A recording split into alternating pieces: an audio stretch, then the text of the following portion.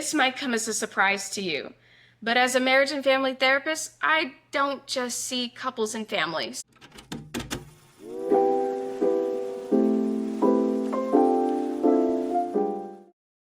Hi, my name is Dr. Tiffany Batiste. I'm an associate marriage and family therapist, an associate professional clinical counselor, and a doctor in marriage and family therapy. And today we're going to be talking about what marriage and family therapy is and what it ain't. Because honestly, I've heard so many different misconceptions about what we do. And a lot of it comes from our name, marriage and family therapist. I get it. One would assume that we see couples and families, and there's some truth to that. We do see couples and families, but we see a wide range of individuals as well, from children to the elderly to just individuals looking to grow and learn more about themselves and do some self-discovery. So with that being said, what makes us unique? Well, marriage and family therapists are trained to look at problems both with a relationship lens and a systemic lens. So let's take you, for example. I'm assuming that you weren't born in a bubble. And if that is true, then you were born in an environment filled with different systems.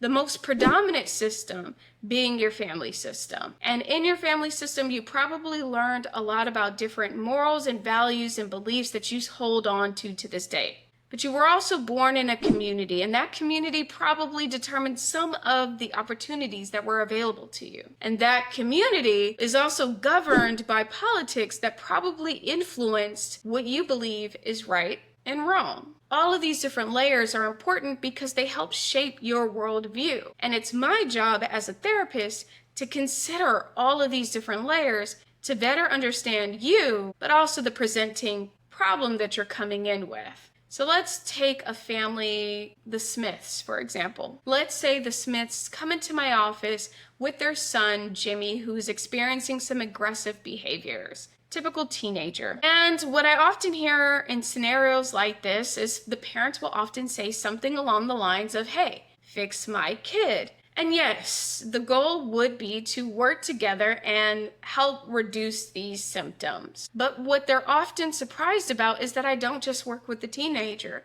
I got to work with the system, the family, right? Because there might be some other underlying contributing factors leading to this problem. Like I said, we don't just view a problem systemically, we look at it relationally. So not just the problems within the person, but the problems that are happening between the person and other individuals, the relationship problems. So it's important that we look at any patterns or dynamics that are happening within the family that are contributing to the son's aggressive behavior. It's also important to note that marriage and family therapists use many different modalities in order to resolve a problem. These are techniques that we can use to help the client see things differently. Modalities like cognitive behavioral therapy, which helps us identify the connection between our thoughts, feelings, and our behaviors.